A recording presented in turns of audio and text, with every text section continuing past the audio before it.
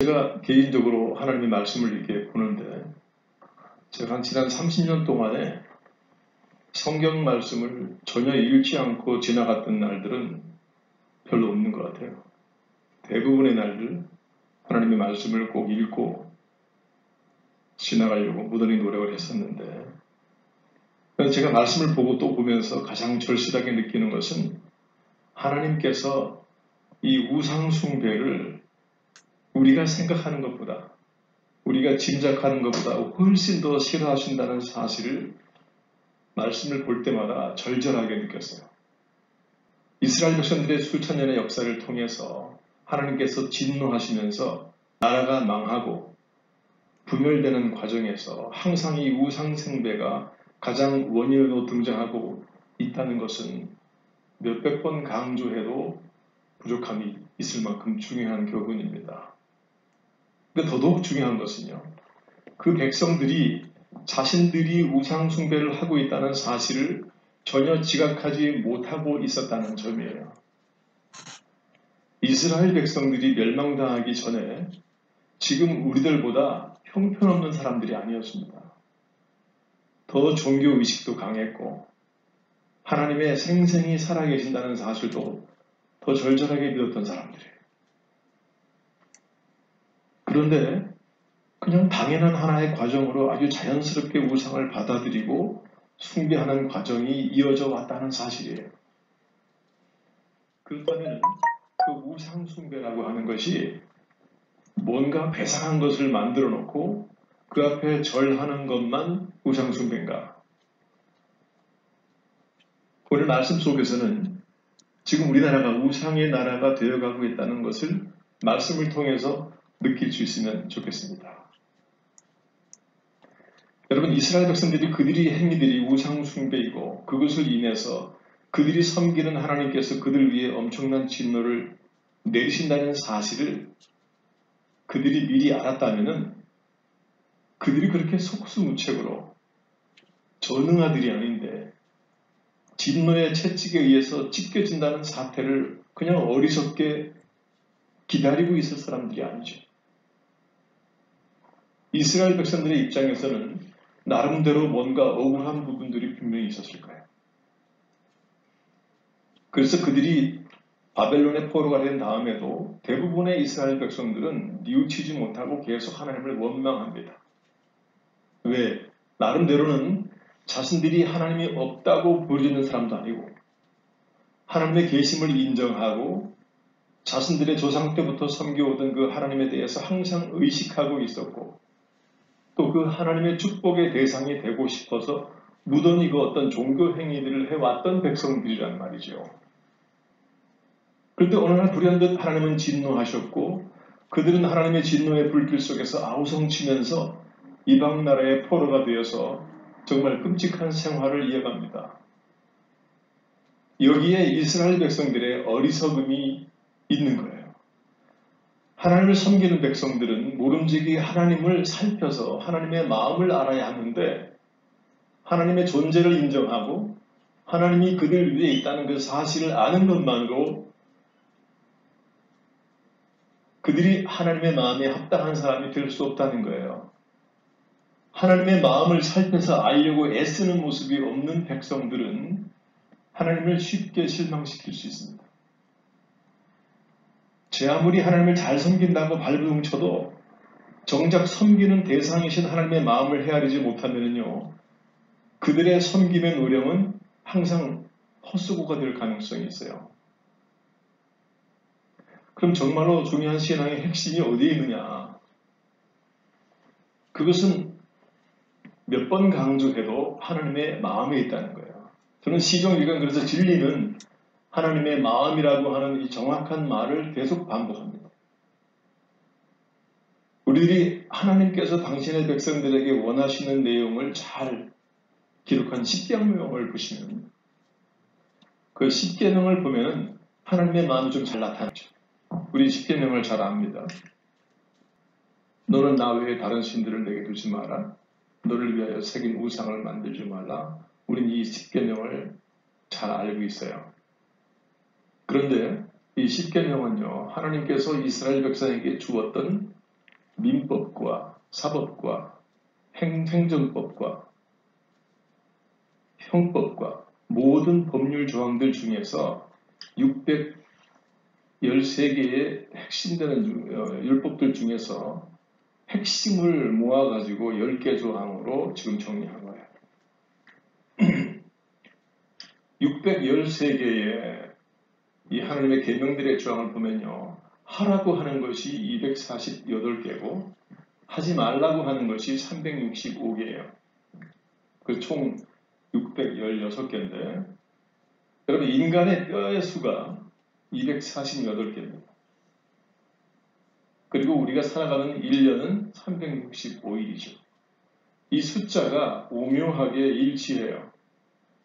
우연일 수도 있어요. 그러나 억지로 우연이라고 우길 필요는 없죠. 숫자가, 왜냐하면 하나님은 숫자의 하나님이라고 그랬어요.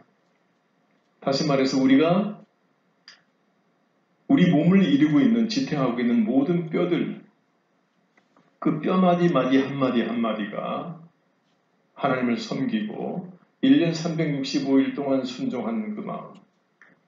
이게 마태복음 22장 37절에서 40절 말씀, 37절의 말씀을 함축하고 있습니다. 같이 한번 보실까요? 예수께서 가라사대 내 마음을 다하고 목숨을 다하고 뜻을 다하여 주 너의 하나님을 사랑하라 하셨으니 이것이 크고 첫째 되는 계명이요.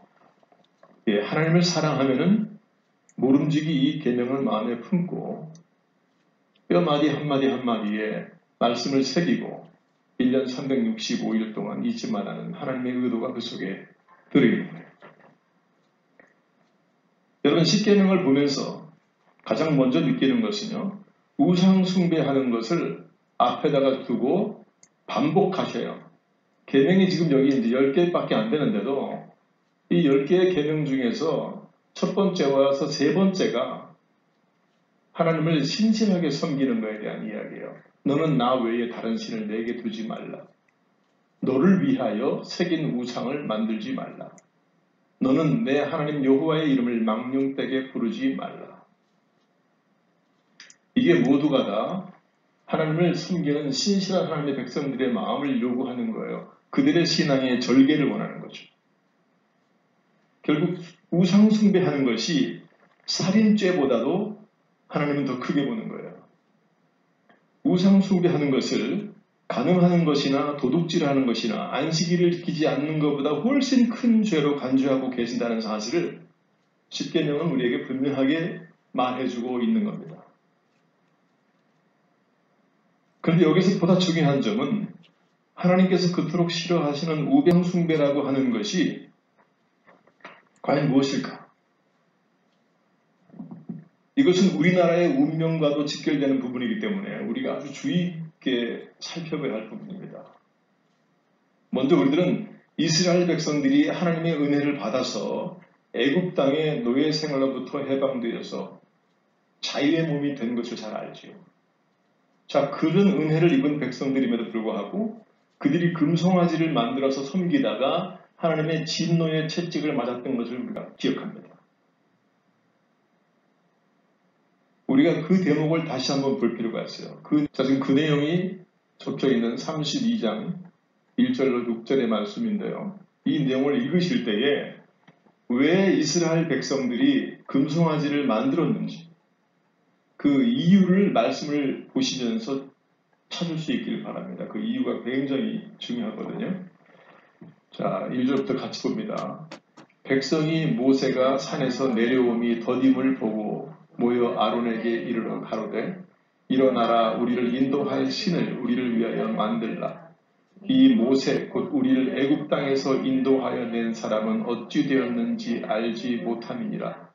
아론이 그들에게 이르되 너희 아내와 자녀의 귀에 금고리를 빼어 내게로 가져오라.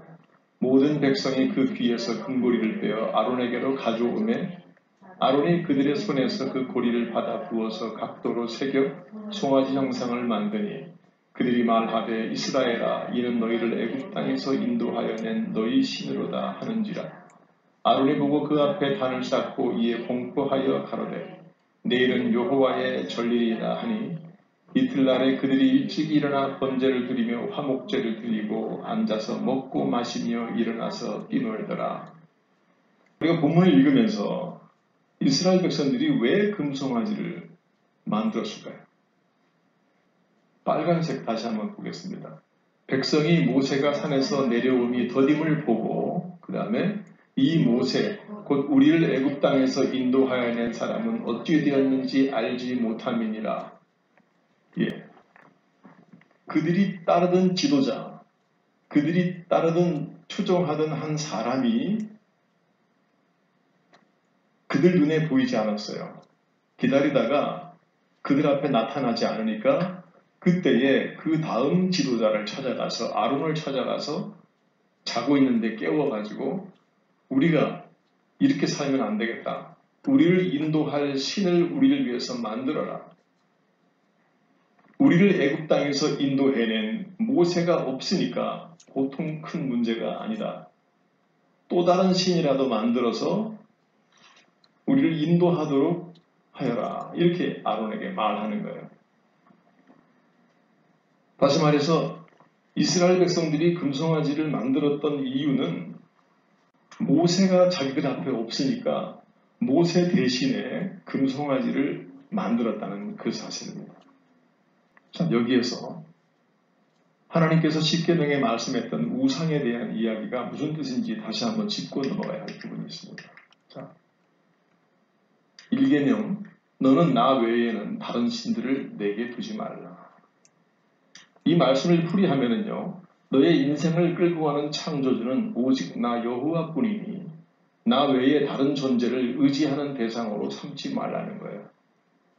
자, 이렇게 되면은 우상이 되는 겁니다. 두 번째, 너를 위하여 새긴 우상을 만들지 말라. 나와 내 백성 사이에 예수 그리스도 외에 또 다른 어떤 중재자를 우리 인간의 필요에 따라서 세우지 말라는 거예요. 여기서 이게 중요합니다. 너를 위하여 새긴 우상을 만들지 말라. 너를 위하여 우상을 세우지 말라. 다시 말해서 하나님의 백성들이 자기들 스스로를 위해서 하나님의 영광과 전혀 관계가 없는 또 다른 어떤 존재를 만들어서 하나님보다 그들을 더 의지하고 따르고 추종하는 어떤 존재를 만들지 말라는 거예요. 그것이 인간이 되었던 동물이 되었던 조각품이 되었던 상관없이 너는 내 하나님 여호와의 이름을 망령되게 부르지 말라. 여호와 하나님의 이름을 인간의 필요에 따라서 사사로이 사용하지 말라는 것입니다. 우리 인간이 자기 필요에 따라서 어떠한 조항이나 우상이나 어떤 존재를 세워놓고 하나님이 그 존재를 인정하는 것처럼 하나님을 거기다가 갖다 붙이지 말라는 거예요. 이스라엘 백성들이 금송아지를 만든 이 사건을 통해서 수천 명이 목숨을 잃게 돼요. 하나님의 진노를 사게 됩니다. 그런데 그들이 금송아지를 만들었던 이유는 다른 것이 아니라 모세가 없으니까 모세 대신에 금송아지를 만든 거예요. 왜? 그들에게는 모세라고 하는 존재가 우상이었어요. 모세라고 하는 존재가 그들을 애굽 땅에서 인도해낸 존재라고 그들은 자꾸 얘기를 해요. 애굽 땅에서 이스라엘 백성을 인도해내신 분은 하나님이십니다. 모세는 그냥 하나의 도구로 사용되어진 것뿐이에요. 그런데 우리 인간은 자꾸 눈에 보이는 어떤 인간을 우리의 우상 삼아서 그 인간이 우리를 적당하게 좋은 방향으로 끌고 갈 줄로 지나치게 그 인간을 의지하는 거예요. 그때 그 인간이 하나님 앞에서는 우리의 우상이 되는 겁니다. 우리가 5절과 6절의 내용도 같이 한번 보실까요? 아론이 보고 그 앞에 단을 쌓고 이에 공포하여 가로되 내일은 여호와의 전리이니라 하니 이튿날에 그들이 일찍이 일어나 번제를 드리며 화목제를 드리고 앉아서 먹고 마시며 일어나서 뛰놀더라. 5절과 6절을 보시면요. 그들이 금송아지를 만들어 놓고 여호와의 전리를 지켜요. 하나님께서 정해놓은 어떤 기념일을 지킨단 말입니다. 종교적인 의식을 하여서 하나님 앞에 그들의 섬김을 다해요. 그리고 이튿날에 그들이 일찍 일어나요. 새벽같이 일어나서 번제를 드리고 화목제를 드리고 하나님께 이렇게 제사를 드리고 나서 그들이 기뻐서 뛰면서 즐거워합니다. 여러분, 번제라고 하는 것은 짐승을 통째로 불로 태워서 하나님께 드리는 거예요. 다시 말해서 내 인생 전체를 불로 태워서 하나님께 헌신한다는 헌신의 의미입니다. 그리고 화목제는 그 동물의 기름만 불로 태우는 거예요. 그리고 살은 자기들이 나눠서 먹는 거예요. 그러면서 그 살을 함께 나누면서 그들이 서로 하나가 되어서 하나님을 섬길 것을 다짐하는 거예요. 자, 그들이 금송아지를 만들어서 섬기면서 번제도 드리고 화목제도 드리고 여호와의 절기를 지킵니다. 다시 말해서 그들은 하나님 앞에서 뭔가를 최선을 다하려고 무던히 노력하고 있다는 사실이에요. 지금 이 이야기는 바벨론 이방 나라 사람들, 하나님이 안 계시다고 주장하는 무신론자들의 이야기가 절대로 아니고 하나님을 잘 섬기겠다고 나름대로 노력하는 사람들의 이야기입니다. 그들이 지금 어떤 우상을 섬기고 있는지 성경이 보여주고 있는 거예요. 그래서 바울은 자기가 사람들에게 우상이 되지 않으려고 항상 조심하고 노력을 해요. 나는 죄인 중에 괴수야. 나를 따르지 말고 부활하신 그리스도를 따르라. 나는 당신들을 그분에게로 인도하는 마른 막대기보다도 못한 존재일 뿐이야. 이렇게 자꾸 주장하는 거예요. 여러분, 모세라는 지도자가 하나님보다 더 의지하는 우상이 되어 있었고, 또 아론이라고 하는 그 다음 지도자는 하나님을 두려워하지 않고 백성들의 흥과 그들의 비유를 맞추는 데만 급급해요. 여러분, 아론이 누구입니까? 모세를 따라서 바로왕 앞에 가서 우리 백성 이스라엘 백성들을 해방시켜달라고 담대하게 말했던 사람이에요. 모세가 하나님의 명 받았을 때에 나는 입술이 아둔하여서 제가 말을 잘 못합니다. 그러니까 내 형 아론이 말을 잘하니까 아론을 데리고 가서 할 말을 아론에게 하게 해라. 그래서 바로왕 앞에서 정작으로 담담하게 말했던 것은 아론이었어요. 그 훌륭한 아론이 하나님을 두려워하지 아니하고 자기를 선동하는 백성들을 두려워한 거예요. 사람들을 두려워하고 사람들의 눈치를 보니까 그들이 원하는 즐거워하는 그들이 만족해할 만한 어떤 또 다른 우상을 만들어준 거예요. 한 지도자는 백성들이 엉뚱한 우상을 따르는 것을 가르쳐주지 아니하고 잘못되었다고 말하지 아니하고 하나님만 바라봐야 된다고 말하지 아니하고 우리를 인도해낸 분은 모세가 아니라 하나님이시다고 정확하게 지적해주지 아니하고 그냥 그들이 원하는 대로 해주는 겁니다. 그들의 비위를 맞춰주는 거예요. 이미 모세는 그들 가운데서 신이 되어 있었어요. 모세는 그걸 잘 몰랐어요. 여기에서 아론이라는 또 다른 지도자도 제대로 된 사람이 아니었어요. 모세는 훌륭한 사람이었죠. 그러나 모세의 약점이 어디에 있었냐면 자기가 그들에게 신이 되고 있다는 사실을 몰랐다는 약점이 있는 거예요.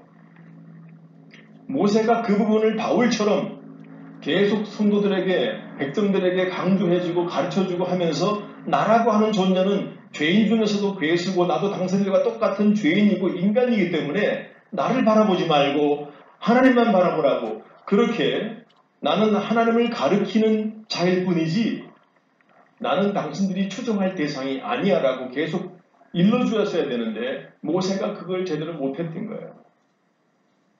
이 전차를 밟지 않기 위해서 바울은 이러한 내용들을 그 당시에 고린도 교회 성도들에게 말하면서 그 지도자들에게 성도들에게 지도자는 반드시 이래야 되고 당신들은 반드시 눈을 밝게 떠서 하나님을 바라봐야 된다고 계속 이야기해주고 있는 거예요. 지도자가 백성들의 인기를 끌려고 하고 인기 발언을 하고 그들에게 좀 더 존경받기 위해서 내가 어떤 정치적인 능력이 있는 것처럼 말을 하고 그런 것을 이야기할 때는 벌써 그 지도자는 우상이 되고 싶어하는 마음이 속에서 타락한 그 마음이 움직이고 있는 거예요. 그러면 사탄은 그 사람을 그냥 안 놔둬요. 바로 그 마음속에 우상이 되도록 인도해 주지. 겉으로 수많은 영광을 받게 되는 거죠. 그때 그 백성들에게는 무서운 일들이 일어날 수 있는 거예요. 이미 모세를 신처럼 떠받들고 있는 백성들의 모습을 보면서 그 백성들의 원성을 아론이라고 하는 자가 두려워하는 거예요. 예를 들면 지금 한국교회 대형교회가 인간이 지도자가 이미 우상이 되어서 그를 따르는 또 다른 부사역자들이 똑같이 추종을 하면서 눈치를 보면서 사람들이 한 인간을 추종하도록 만들어요.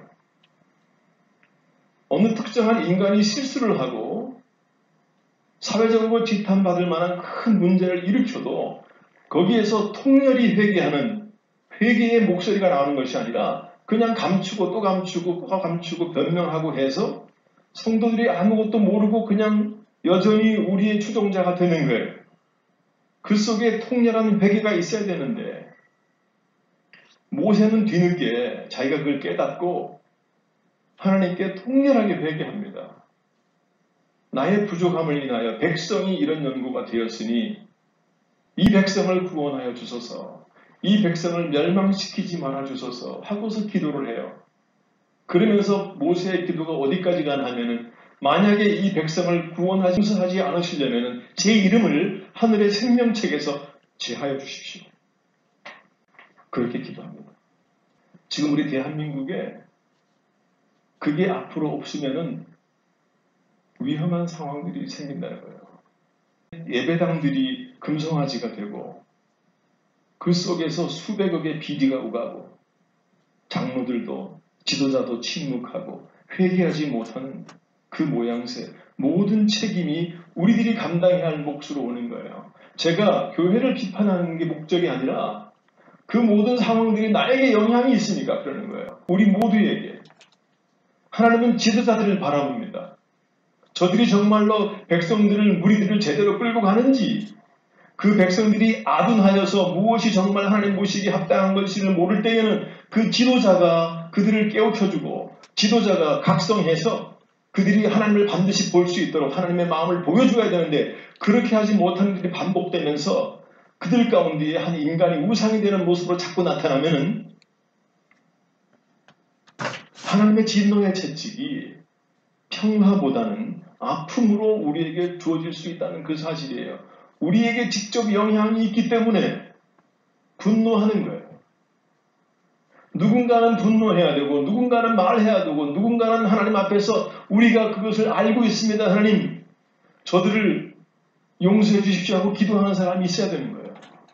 그냥 그 어떤 인간이라도요. 교황도 그렇고 마리아도 그렇고 대통령도 그렇고 그 어떤 훌륭한 인간이라도 그냥 하나의 인간인 거예요. 그 인간 내면 속에는요. 추악한 것들이 다 들어있는 거예요. 한 사람도 제외됨이 없는 거예요. 인간은 인간이 스스로의 자기의 모습을 압니다. 어차피 인간은 전적으로 칼빈이 말한 것처럼 전적으로 타락한 존재인 거예요. 인간은 공중의 권세 잡은 자에 의해서 좌지우지되는 그러한 존재인 거예요. 그가 하나님의 말씀으로 성령 충만함으로 반듯하게 서 있지 않으면 그의 생각과 행동과 몸이 그 방향으로 가는 거예요. 우상 숭배의 배경에는요. 인간의 그 부족함이 들어있는 거예요.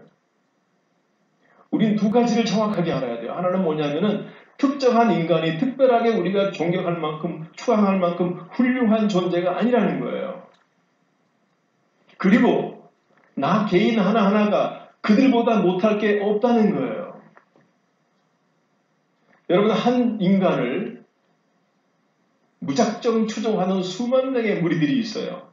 그 수만 명의 무리들의 부족함이 뭐냐면 자기들은 그냥 그저 하위층에 아무것도 아닌 아주 그게 겸손한 게 아니라 어리석은 거지. 그렇다고 내가 그래도 괜찮은 아니 이렇게 말하는 것이 아니라 자기 자신을 지나치게 과소평가하지 말라는 거예요. 우리는 천하보다 귀한 한 명의 인간이에요.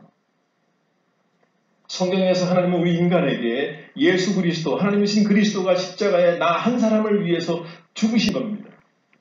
이 지구상에 구원받아야 할 백성이 수십억이 아니라 나 한 명이라도 하나님은 나 한 명을 위해서 십자가에 죽으실 분이에요. 그래서 한 사람의 영혼이 천하보다 귀하다고 그러는 거예요. 성경에. 우리 한 사람 한 사람의 영혼은 예수님께서 십자가에 죽어서 건져내야 할 만큼 엄청나게 중요한 존재입니다.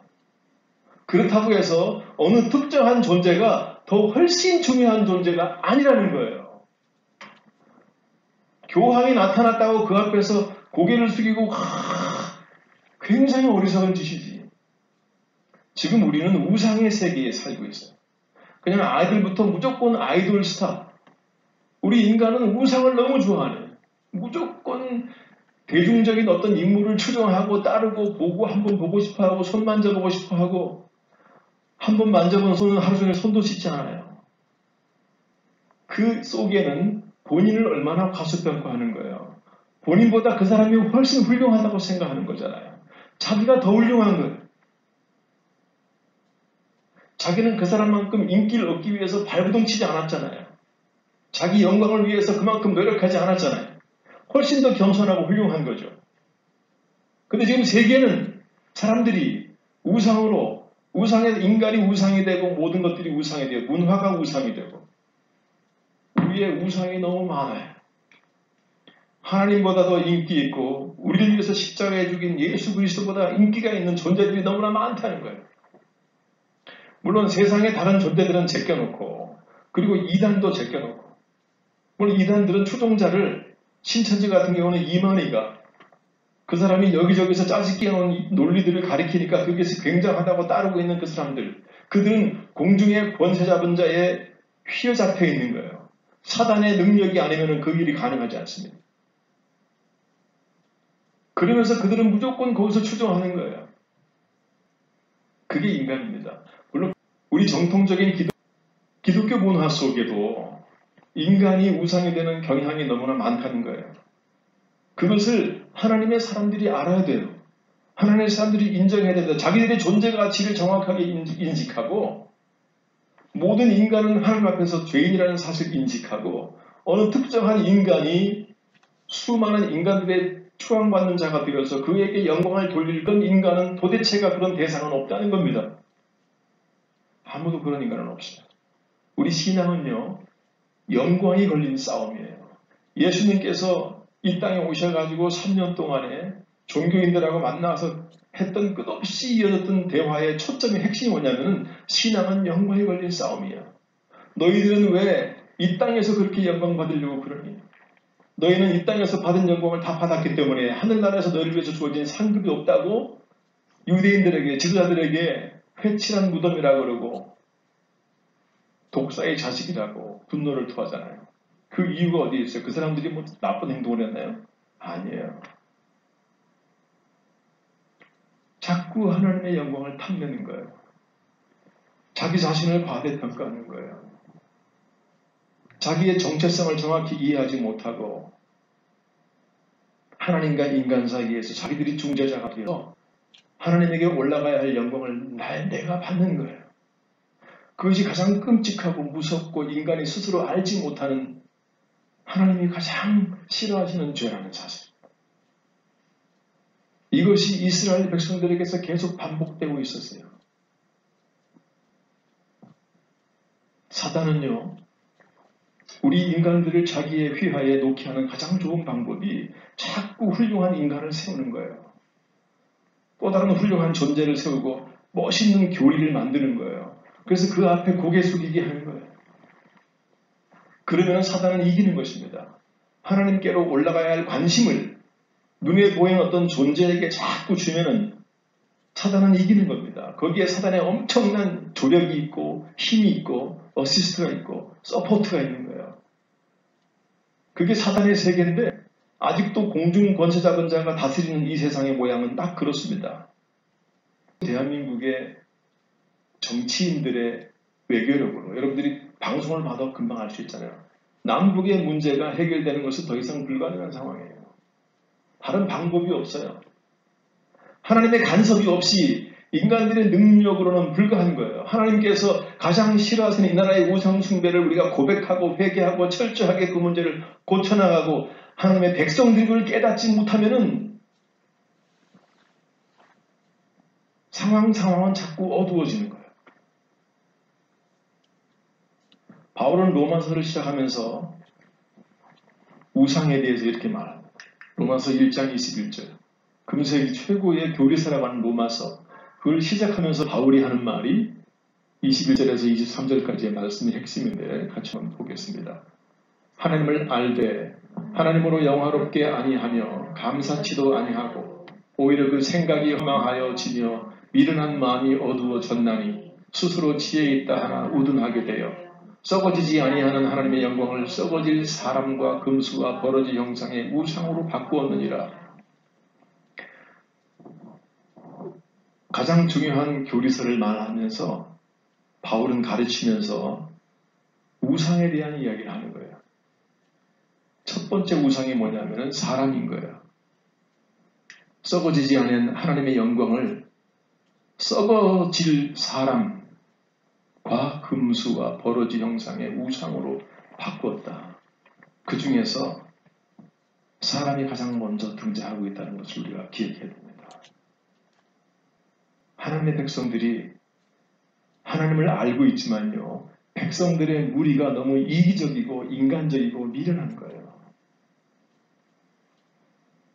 자신들 스스로 보면은 하나님의 마음을 감동시켜 그분으로부터 필요한 어떤 것을 받아낼 재간이 없으니까 뭔가 좀 훌륭하다고 생각되는 존재를 무조건 추종해서 그가 나와 하나님 사이의 중재자가 되어서 그를 통하여 하나님의 축복과 하나님의 은혜가 나에게 쏟아지기를 기다리는 미련함, 가장 미련한 생각이에요.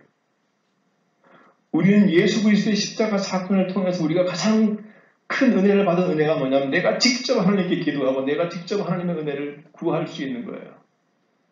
그 어떤 중간에 다른 존재가 필요 없는 거예요. 그냥 모든 인간은 지도자는 하나님의 말씀을 우리에게 그대로 가져다 주는 딜리버리하는 배달꾼인 거예요. 예수님이 예루살렘 성전을 향해서 들어갈 때에 나귀를 타고 들어갔을 때에 수많은 사람들이 종려가지를 꺾어서 예수님을 환호했어요. 호산나 다윗의 자손이여, 자기들이 입고 있던 옷을 깔아서 예수님이 오시는 길을 탄탄하게 해주었습니다. 그런데 그때에 예수님을 태웠던 당나귀가 그날 밤에 집에 가가지고 자기 엄마한테 Mommy,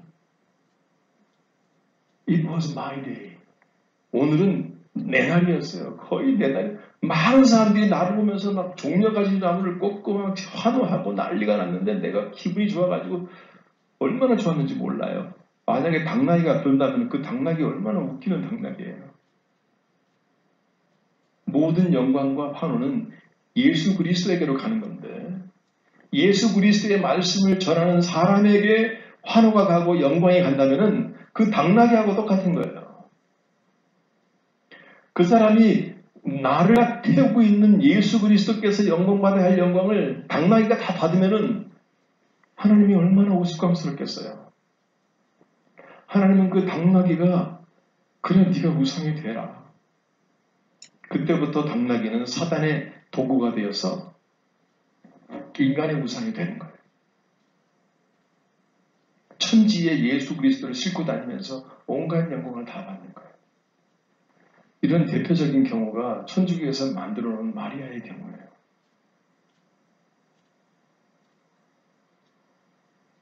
제가 왜 천주교를 자꾸 언급하냐면 다른 종교를 비판하는 것이 아니라 지금 대한민국의 기독교가 천주교와 자꾸 하나가 되려고 손했고 WCC라고 하는 제가 자세한 내용을 그걸 설명하기에는 시간이 부족하니까 설명 제가 안 하겠습니다만 WCC라고 하는 종교다원주의와 종교 혼합주의, 세계 단일주의, 모든 종교를 통합하자. 우리 인류가 평화를 유지하려면 모든 종교에도 구원이 있다고 인정해 주어야 한다. 서로 대화해야 된다. 그들이 주장하는 것이 뭐냐면은 우리가 다른 종교에 있는데 내게 개종하자고 설득하면 안 된다. 선교하면 안 된다는 거죠. 다른 종교인들에게 그게 잘못된 거라고 지적하면 안 된다는 거예요.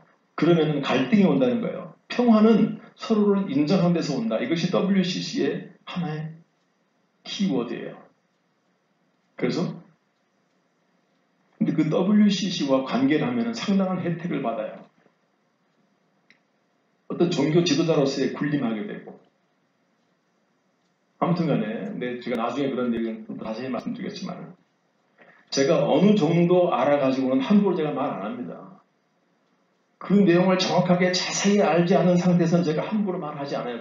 왜냐하면 제가 책망받기 때문에.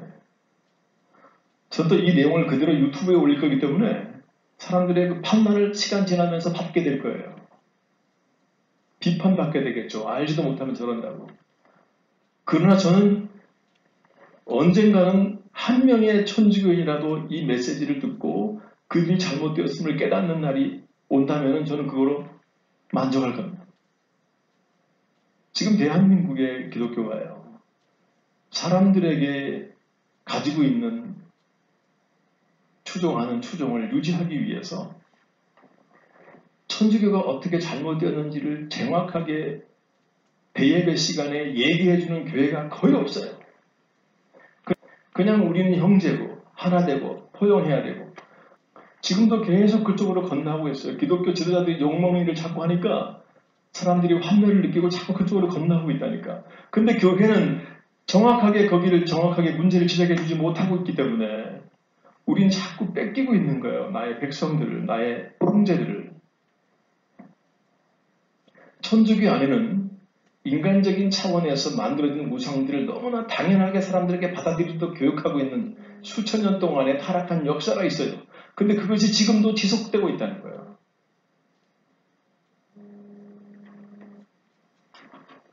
여러분, 개신교가 지탄을 받는 과정을 통해서 더 많은 사람들이 함께 우상 숭배에 참여하고 있다는 사실을 우리가 침묵해서는 안 됩니다. 왜냐하면 그들이 하나님의 채찍을 재촉하기 때문에 그 영향이 우리 모두에게 올 것이기 때문에 그냥 강 건너 불경하듯이 편안한 마음으로 지켜볼 수만은 없는 거예요. 여러분, 하나님과 인간 사이에 중재자는 오직 우리 하나님뿐입니다. 다시 한번 말씀 보겠습니다. 시작. 하나님은 한 분이시요 또 하나님과 사람 사이의 중보자도 한 분이시니 곧 살아계신 그리스도 예수라. 만일 누가 죄를 범하면 아버지 앞에서 우리에게로 대언자가 있으니 곧 의로우신 예수 그리스도라. 저는 하늘에 오르사 하나님 우편에 계시니 천사들과 권세들과 능력들이 저에게 순복하느니라. 그런데 가톨릭에서는 마리아와 교황 그리고 많은 성인들을 그리고 이 사제들이 또 그 사제들에게만 죄를 고백해야 고해 성사를 통해서 보속이 되고 용서받는다는 그 여러 가지 교리들, 이 모든 것들이 그에게는 그 속에는 우상이 드글드글한 거예요. 다시 말해서 하나님과 인간 사이에 또 다른 중재자들이 너무 많은 거예요.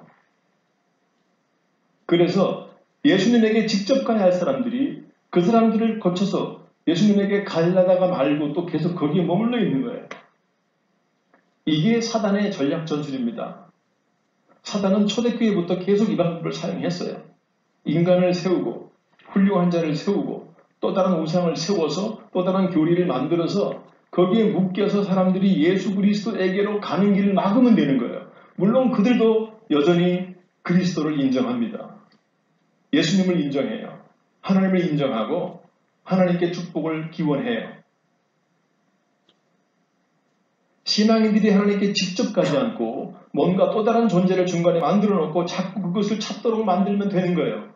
이것이 사단의 방법인데 그들이 그대로 사용되어지고 있는 겁니다.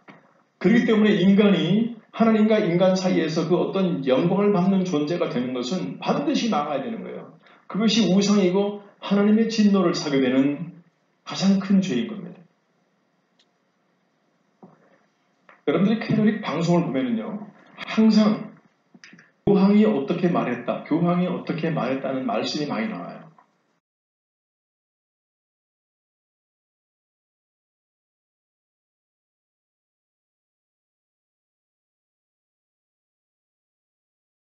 좀 이따 더 말씀을 드린다면 교황님께서 작년 올해죠. 올해 8월 12일 날 교황님 항상 주일 3종 기도를 하시고 강론도 하시고 하시거든요. 그때 이런 말씀하셨어요. 선행을 하지 않는 것은 악한 일입니다. 그러면서 쭉 말씀하셨어요. 미워하는 것으로는 충분하지 않습니다. 원한을 갖지 않는 것으로는 충분하지 않습니다. 용서해야 된다. 원수를 위해 기도해야 한다. 평화를 전해야 한다. 험담을 중단시켜야 한다. 결국은 교황님도 이런 말씀하셨죠. 다시 말해서 그들은 교황이 하는 말을 성경의 권위와 같은 곳으로 두고 교황 무오서를 주장해요. 교황이 하는 선포는 일체의 흠이 없다. 하나님의 말씀과 동일한 수준으로 그들은 바라본다고 선포합니다. 교황이 말했어요. 선을 행하는 것보다 악을 행하는 것이 안 좋다. 우리는 성경만 봐도 하나님의 말씀만 봐도 충분히 그 내용들이 있는데 왜 꼭 교황이 이렇게 말했고 교황이 이렇게 말했고 그 이야기를 왜 해야 되냐고. 왜 예수님이 하신 말씀을 예수께서 말씀하시기를 이렇게 말하면 되는데 왜 교황이 이렇게 말했고 교황이 이렇게 말했고 그것만 계속 나누냔 말이에요. 그리고 마리아도 그들은 항상 이렇게 말해요. 마리아는 우리가 신으로서 숭배하는 게 아니야. 그냥 예수님의 어머니로 하나님의 어머니로 그냥 우리가 공경하는 것뿐이야. 왜? 아들에게 부탁하는 것보다 엄마를 통해서 부탁하면 더 잘 돼줄 거 아니야. 얼마나 인간적인 해석이에요. 그 말 속에 얼마나 무서운 우상이 들어있는 건데. 근데 그들은 끝없이 숭배하면서 버스를 타고 가고 제가 요 길에서 성당을 바라보면은 지나가는 사람들이 다 마리아상을 보면서 이렇게 하고 지나가요. 그게 숭배하는 것이 공경하는 거예요. 그 앞에도 기도하고.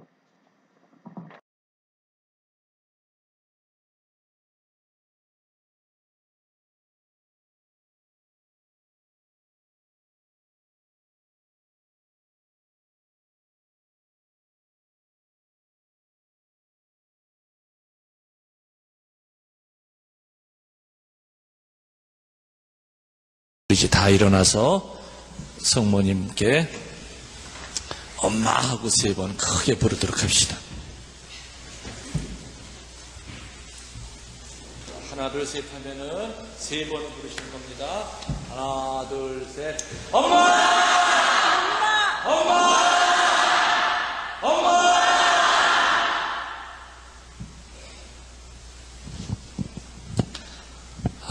오늘 받은 은혜 감사드리면서 강복으로 끝내도록 하겠습니다. 이 내용이 당연하게 이루어지고 있는 그 속에 사단의 역사가 강력하게 저들을 붙잡고 있다는 사실을 스스로 모른다는 거예요.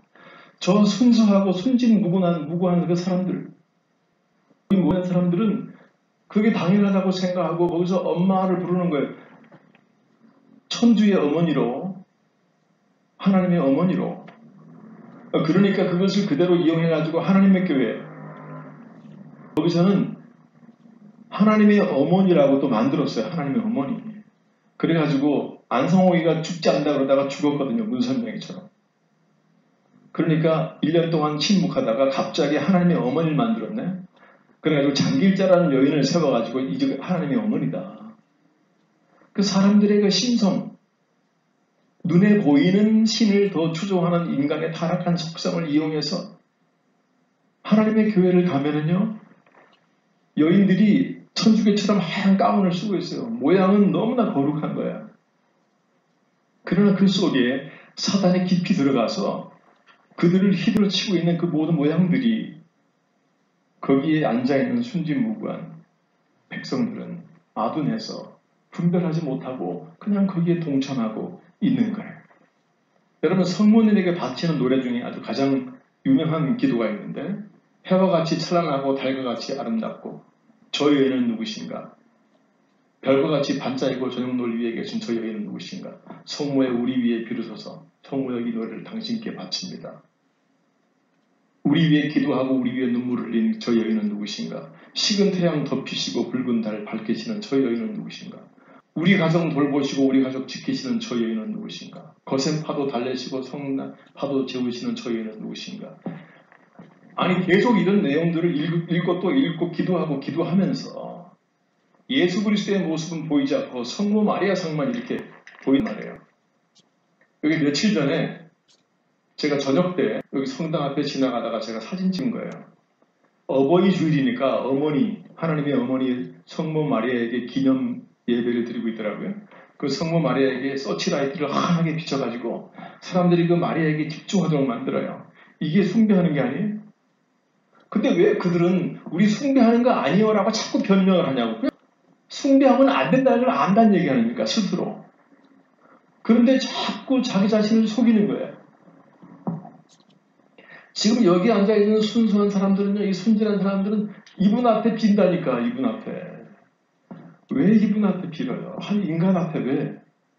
지금 하나님 나라에서 가장 곤란할 사람이 누구냐면 마리아일 거예요. 자기는 전혀 본인은 생각지도 않는데 인간들이 자기를 자꾸 숭배하고 뭐 자기한테 빌어달라 그러고 그러니까 정말 곤란해 죽겠네. 하나님 앞에서. 예수님 옆에서. 아마 그렇게 곤란해하고 있지 않을까. 여러분, 마리아의 삶을 존중하고 하나님의 구속의사에게 사용된 하나님의 소중한 한 성경의 인물로서 인정을 합니다. 바울처럼, 모세처럼, 요셉처럼 우리가 존경해 맞이할 마땅한 훌륭한 인물이에요. 그러나 그 인간을 하나님과 인간 사이에 중재자로 올려놓고 그 존재가 하나님의 영역에 간섭해서 특별한 권위를 가지고 그 존재를 인간이 이용하는 것이 우상인 거예요. 성경에 보니까 오늘 본문에도 보면은 10절에도 보니까 너희를 위하여 우상을 만들지 말라. 너희를 위하여 나무를 깎고 돌을 깎아서 금수를 너희를 위하여 우상 만들지 말라. 그러자 너희를 위하여. 하나님인 내가 너희를 인도해 주는데 또 다른 어떤 중재자를 너희를 위하여 만들어서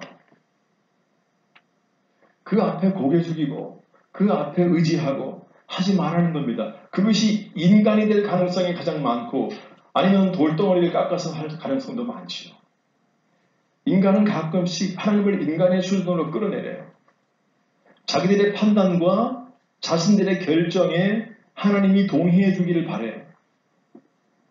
내가 하나님의 축복을 받고 내가 그분의 도움과 은혜를 더 받기 위해서 인간의 얕은 생각을 동원합니다. 그래서 인간들끼리 위대하다고 생각하는 어떤 사람을 세워서 하나님의 은혜를 받는 중재자로 그 자리에 세우는 거예요. 아니면 그 어떤 거룩한 선물을 마치 법궤가 있으면은 그 법궤를 통해서 하나님이 우리에게 축복을 준다고 생각했던 어리석었던 그 이스라엘 백성들이 있었어요. 제가 말씀 이제 맺으면서 한번 읽겠습니다. 시작. 사무엘의 말이 온 이스라엘에 전파되니라. 이스라엘은 나가서 블레셋 사람들과 싸우려고 에베네셀 곁에 진치고 블레셋 사람들은 아벡에 진쳤더니 블레셋 사람들이 이스라엘에 대하여 전열을 벌이니라. 그 둘이 싸우다가 이스라엘이 블레셋 사람들 앞에서 패하여 그들에게 전쟁에서 죽임을 당한 군사가 4,000명이라. 이스라엘 백성들이 우상을 섬겨요. 그래서 하나님께 진노를 당합니다. 그래서 블레셋 사람들이 그들을 쳐서 4,000명이 죽는 상황이 생겨요. 그때에 이스라엘 진영 중에는 지도자가 있고 장로들이 있었어요. 근데 그들이 백성들을 이끌어가는 그들이 왜 자기들에게 이런 어려움이 왔는지를 깨달았으면 통회하고서 회복하면 되는데 회개하면 되는데 그들이 또 무슨 짓을 하냐면은 잘 보세요. 백성이 진영으로 돌아오면 이스라엘 장로들이 이르되 여호와께서 어찌하여 우리에게 오늘 블레셋 사람을 앞에 패하게 하셨는고 여호와의 언약궤를 실로에서 우리에게로 가져다가 우리 종에 있게 하여 그것으로 우리를 우리 원수들의 손에서 구원케 하자. 이 어리석은 지도자들이 자기들이 왜 패했는지를 정확하게 알지 못해서 만들어낸 아이디어가 뭐냐면은 하나님의 성례, 법궤잖아요. 그 법궤가 우리 가운데 없어서 하나님이 우리와 함께하지 않아가지고 우리가 지금 적군에게 진멸을 당한 거다. 그러니까는 법궤를 가지고 오자.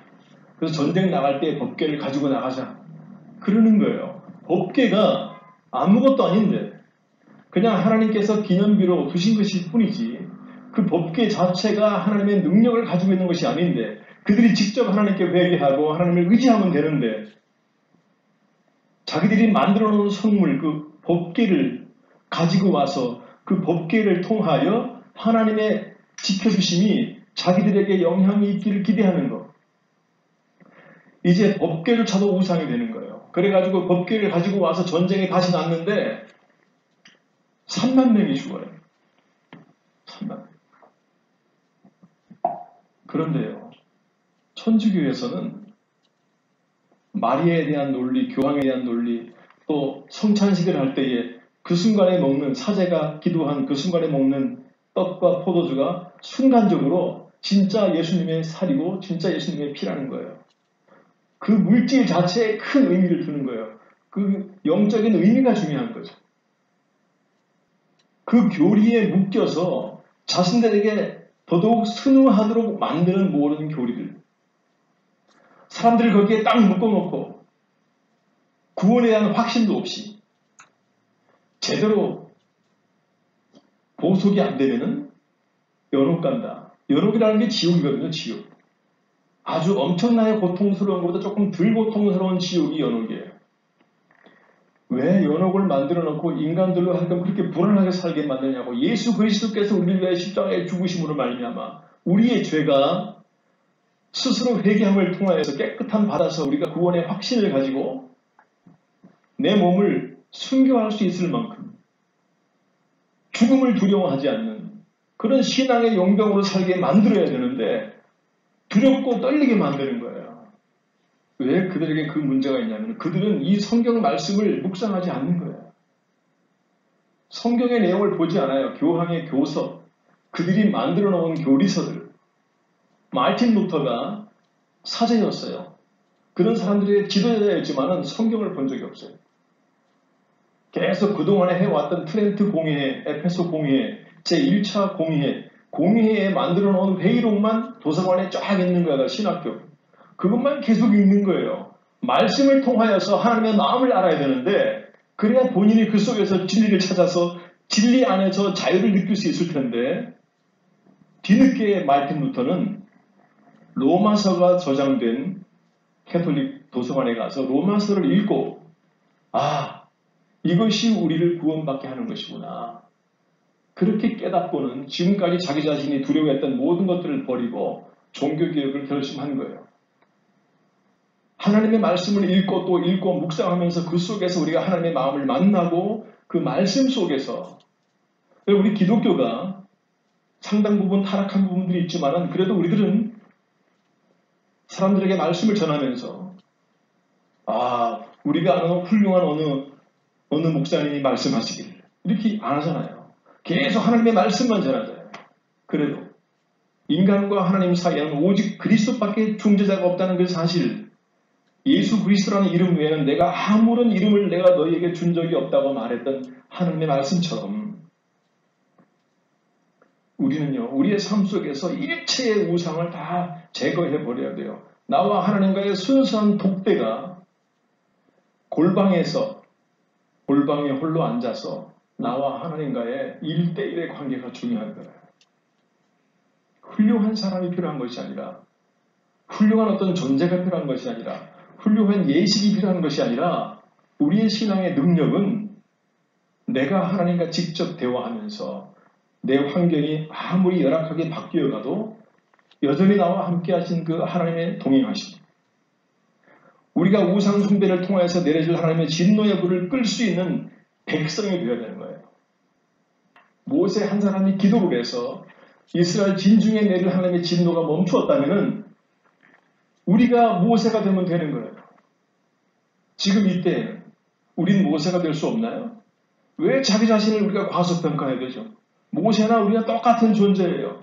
그 모세의 마음속에 있는 신앙 정신만 그대로 있다면 우리가 바로 모세가 되는 거고 다윗이 되는 거고 내가 마리아가 되는 거고 내가 바울이 되는 겁니다. 그들이 별다르게 다른 어떤 능력을 가지고 태어난 게 아니에요.